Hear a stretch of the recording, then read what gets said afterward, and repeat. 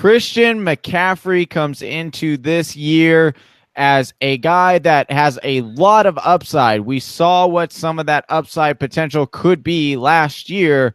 They did bring in CJ Anderson, which could vulture away some touchdowns. However, I see him leading more towards the, Jonathan Stewart role. And we saw Cam Newton like to throw to Christian McCaffery a lot.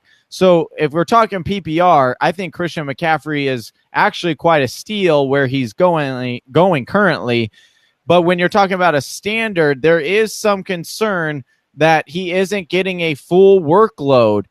But I will say that a lot of people were doubting him last year, and he ended up turning in a really good season, and he was an RB2 or better 50% of the time. So when you're talking about his situation, it didn't really change. And so when I look at Christian McCaffery, I think he is a pretty solid pick currently going in the second round.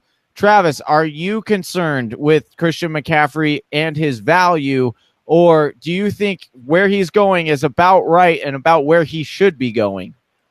Yeah, if you're talking about standard leagues, I love where his ADP is currently. His talent is unheard of if you really look at it. He led the league in RB targets last year with 116.